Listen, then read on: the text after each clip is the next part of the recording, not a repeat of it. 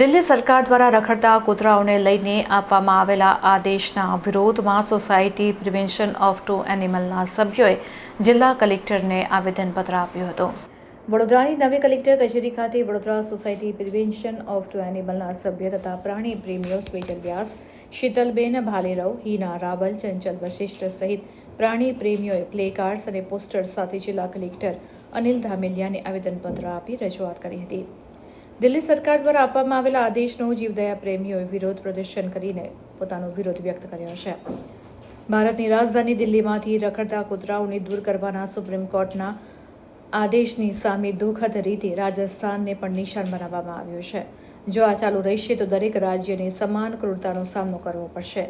જ્યારે સ્વતંત્રતા દરેક જીવ માટે છે ત્યારે ફક્ત માણસોને જ મુક્તપણે જીવવાનો અધિકાર કેમ આપવામાં આવ્યો છે? અવાજહીન પ્રાણીઓને પાંજરામાં પૂરીને સ્થળાંતર કરવામાં આવી રહ્યા છે।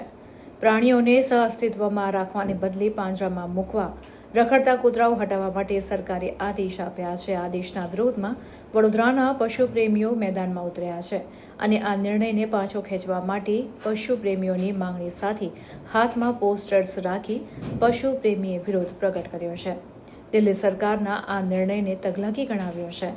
શહેરમાં પ્રાણી કલ્યાણના મુદ્દાઓ પર તાત્કાલિક ધ્યાન આપવાની માંગ સાથે Vadodara society for prevention of cruelty to animals દ્વારા રજૂઆત કરવામાં આવી હતી।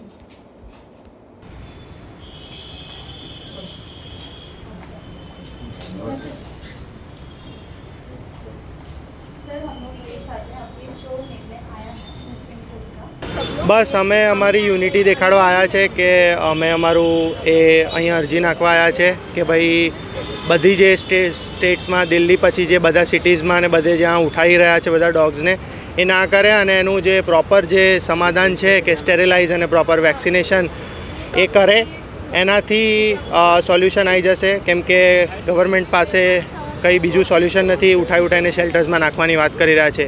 તો અમારી એ જ માંગ છે કે ભાઈ બિચારા અબોલા જીવ છે, અબોલા પ્રાણી છે, એ લોકોનું છે આ જગ્યા જ્યાં આપણે રહેવા આવ્યા છે, તો બસ એ લોકોને સ્ટેરિલાઇઝ કરીને એ લોકોને વેક્સિનેશન આપીને એ લોકોને અહીંયા ને અહીંયા જ રાખીએ। અહીંયા ના થાય દિલ્હી જેવું, એના લીધે અમે અહીંયા સરને અરજી આપવા આવ્યા છે। હું ભાયલીમાં રહું છું અને ત્યાં એક ડોગ છે, બ્લેક ડોગ છે, જે બહુ બધા લોકોને બાઇટ કરતું હતું। હવે એ ડોગનું બાઇટ કરવાનું રીઝન એવું હતું એટલે અમે એને સ્ટરલાઇઝ કરાવી દીધું અને એને રેબીસનું ઇન્જેક્શન અપાવી દીધું। એના પછી એ ડોગનું બાઇટ કરવાનું બહુ એટલે માની લો કે હવે એને કોઈને બાઇટ જ નથી કર્યું। એને પર્સનલી મને બી બાઇટ કર્યું છે, મારા લેગ પર 1 વાર નહીં 3 વાર, અને મેં જાતે જ એનું સ્ટરલાઇઝેશન અને એનું વેક્સિનેશન કરાયું છે।